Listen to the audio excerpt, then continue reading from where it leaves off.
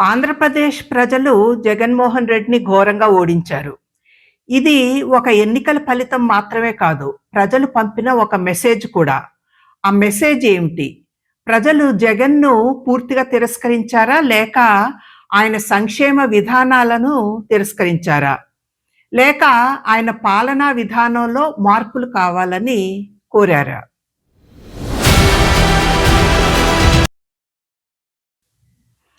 నమస్తే. 2019లో ఇదే ఆంధ్రప్రదేశ్ ప్రజలు జగన్‌కు అపూర్వమైన మెజారిటీ ఇచ్చారు. ఆ విజయం యాదృచ్ఛికం కాదు. అది ప్రజల ఆశకు సంకేతం. ఒక నమ్మకంతో అతన్ని గెలిపించారు. ఒక ప్రత్యామ్నాయం కోసం అతన్ని ఎన్నుకున్నారు. పాత రాజకీయాలకు భిన్నమైన రాజకీయాలు వస్తాయని అనుకున్నారు. అందుకే ప్రజలు జగన్‌ను అంత భారీ మెజారిటీతో అధికారంలోకి తీసుకొచ్చారు. కానీ 5 ఏళ్ల తర్వాత అదే ప్రజలు ఆయన్ను అధికారానికి దూరం చేశారు. అయితే ఈ 5 ఏళ్లలో మారిందేంటి? ప్రజల ఆశలు, అంచనాలు మారాయా? లేక ప్రజలు ఆశించిన దానికి, ప్రభుత్వం చేసిన దానికి మధ్య వ్యత్యాసం పెరిగిందా? మొదట ఒక విషయం స్పష్టంగా చెప్పుకోవాలి. 2024 ఎన్నికల తీర్పును సంక్షేమం పట్ల వ్యతిరేకతగా చూడకూడదు. అమ్మ ఒడి, రైతు భరోసా, విద్యా దీవెన, వాలంటీర్ వ్యవస్థ ఇలా అనేక పథకాల ద్వారా కోట్లాది కుటుంబాలు లబ్ధి పొందాయి. ఈ విషయాన్ని ప్రజలు మర్చిపోలేదు. అందుకే ఈ ఎన్నికల్లో ప్రజలు సంక్షేమాన్ని తిరస్కరించలేదు. కానీ వారు ఇంకో విషయం కూడా చెప్పారు. మాకు సంక్షేమం కావాలి. కానీ సంక్షేమం ఒక్కటే సరిపోదు. ప్రజలు ఉద్యోగాలు కూడా కోరుకున్నారు. కొత్త పరిశ్రమలు కూడా కోరుకున్నారు. పెట్టుబడులు కూడా కోరుకున్నారు. తమ పిల్లలకి భవిష్యత్తులో ఉద్యోగ, ఉపాధి అవకాశాలు కూడా వాళ్ళు కోరుకున్నారు. ముఖ్యంగా యువతలో ఈ కోరిక బలంగా వినిపించింది. సంక్షేమం ఉంది సరే, మాకు ఉద్యోగాలేవి? మధ్య తరగతి వర్గాల్లో మరో రకమైన చర్చ జరిగింది. రాష్ట్ర ఆర్థిక వ్యవస్థ ఎటు వెళ్తుంది? దాని గమ్యం ఏంటి? పరిశ్రమలు ఎందుకు రావడం లేదు? కొత్త ఉపాధి అవకాశాలు ఎందుకు లేవు?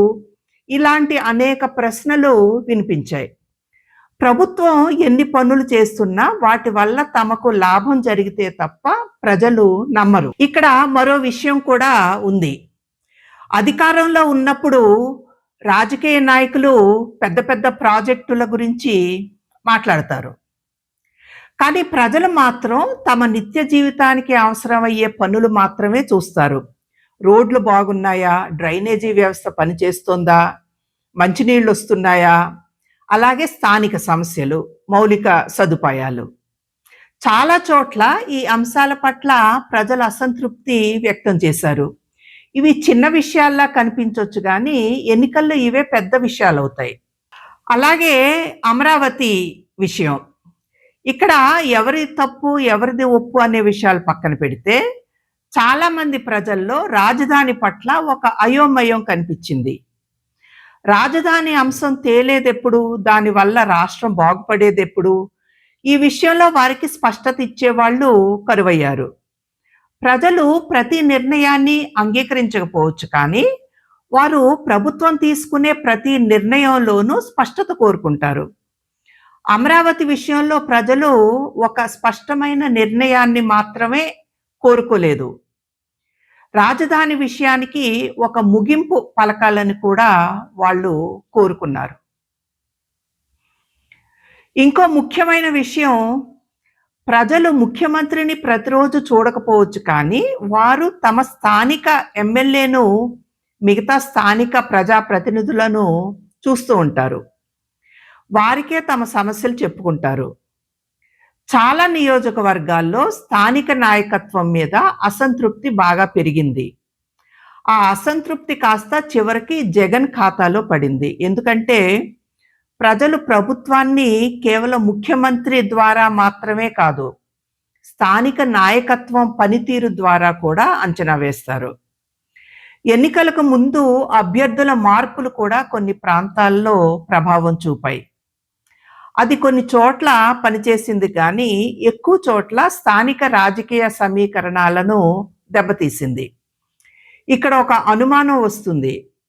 ప్రజలు జగన్‌ను ఓడించారా? లేక జగన్ పరిపాలనలోని కొన్ని అంశాలను ఓడించారా అని.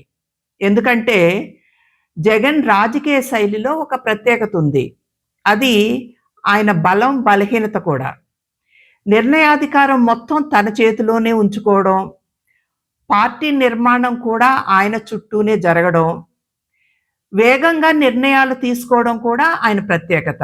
ఇవి ఆయన్ను అధికారంలోకి తీసుకొచ్చిన ప్రధాన అంశాలు. కానీ ఇవే అంశాలు ప్రజల్లో పెరుగుతున్న అసంతృప్తిని, హెచ్చరికలను ఆయన వరకు చేరకుండా చేశాయా అని అనుమానం ఇప్పుడు కలుగుతుంది.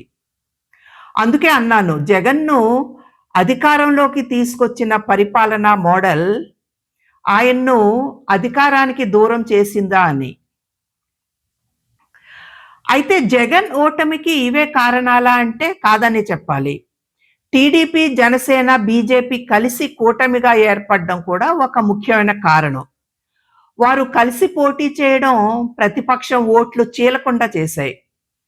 ఎన్నికల ఫలితాల్లో దాని ప్రభావం స్పష్టంగా కనిపించింది. కానీ ఇక్కడ ఒక విషయం గుర్తుంచుకోవాలి. కూటమి ఓట్ల లెక్కలను మార్చగలదు గాని ప్రజల తీర్పును మార్చలేదు. ప్రజల్లో అసంతృప్తి లేకపోతే ఎన్ని పార్టీలు కలిసొచ్చినా గెలుపు సాధించలేవు. అందుకే కూటమి ఒక కారణం కావచ్చు.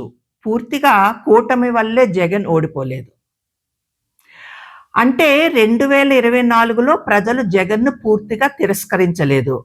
అలాగే గుడ్డిగా సమర్థించనూ లేదు. వారు ఒక హెచ్చరిక జారీ చేశారు. అదేంటంటే, మాకు సంక్షేమం కావాలి, కానీ అభివృద్ధి కూడా కావాలి.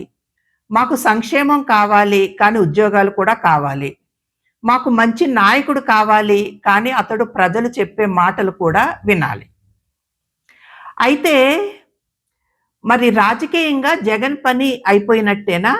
అంటే అది ఇప్పుడే చెప్పలేం. ఎందుకంటే ఆయన సంక్షేమ రాజకీయాలకు ప్రజల్లో ఇప్పటికీ మద్దతుంది. బలమైన సామాజిక రాజకీయ వర్గాలు ఇప్పటికీ ఆయన వెంటున్నాయి. ఆయన పార్టీ ఇప్పటికీ పూర్తిగా ఆయన కనుసన్నల్లో నడుస్తోంది. అంతేకాదు, ఇంతటి ఘోరమైన ఓటమి తర్వాత కూడా ఆయన పేరు ఆంధ్రప్రదేశ్ రాజకీయాల్లో నిత్యం చర్చకు వస్తూనే ఉంది. అందుకే జగన్ మళ్ళీ అధికారంలోకి వస్తాడా అనే ప్రశ్న వేయడానికి ముందు మనం అడగవలసిన ప్రశ్న, జగన్ ఇప్పటికైనా మారతాడా అని. ఎందుకంటే రాజకీయాల్లో ఓటమి ఎప్పుడూ ఒకేలా ఉండదు. కొన్ని ఓటముల తర్వాత ఆ నాయకుడి రాజకీయ జీవితం ముగిసిపోతుంది. మరి కొన్ని ఓటములు ఆ నాయకుడి వ్యవహార శైలిలో మార్పును తెచ్చి అతన్ని ఇంకా బలవంతుణ్ణి చేస్తాయి. రాజకీయాల్లో మనకు అత్యంత ప్రమాదకరమైన ప్రత్యర్థి ఓటమి తెలియని నాయకుడు కాదు. ఓటమి తర్వాత తన తప్పుల్ని తెలుసుకుని మారగలిగిన నాయకుడే అసలైన రాజకీయ నాయకుడు.